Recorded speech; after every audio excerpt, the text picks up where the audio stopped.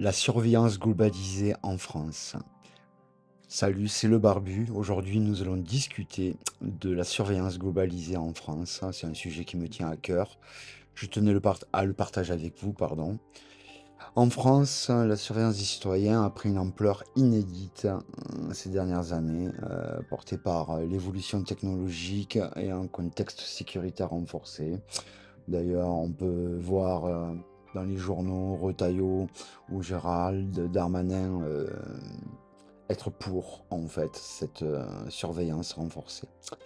D'abord, il faut savoir que la vidéosurveillance algorithmique s'est imposée dans l'espace public initialement expérimentée pour les Jeux olympiques de Paris en 2024. Elle est désormais prolongée et étendue à d'autres grandes villes, il faut le savoir.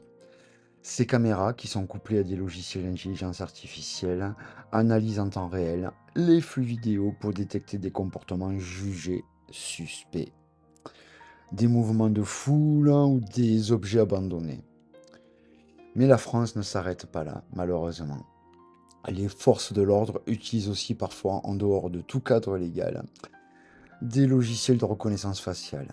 Plusieurs enquêtes, notamment de Mediapart et d'Amnesty International, je vous mettrai certainement les liens en description, ont révélé l'usage de ces technologies sans véritable contrôle démocratique, ni consultation de la CNIL, l'autorité qui est censée protéger nos données.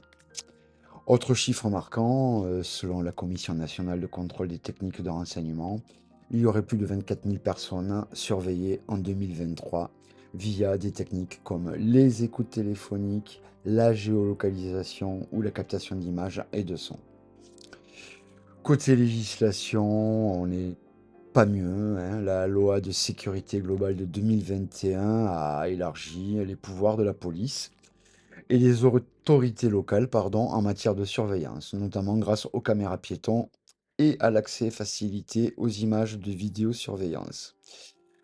Les dispositifs qui ont été mis en place pour les JO, comme les scanners corporels hein, et le criblage administratif, hein, montrent que la France avance vers une surveillance de plus en plus automatisée et généralisée. D'ailleurs, des associations comme Amnesty International ou la Quadrature du Net tirent la sonnette d'alarme.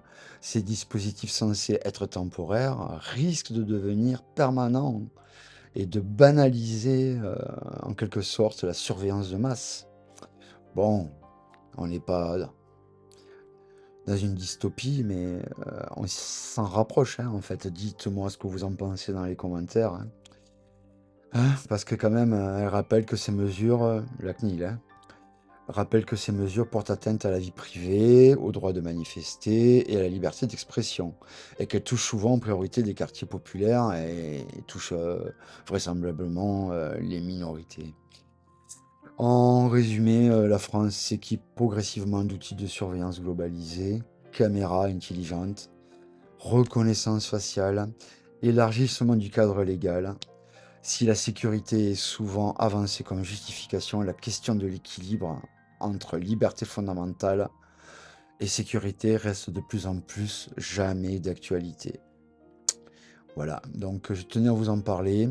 Si cette vidéo courte vous a plu, n'hésitez pas à poser un pouce, à laisser vos commentaires et puis surtout, pour faire vivre la chaîne, à vous abonner. À très bientôt sur la chaîne Le Barbu.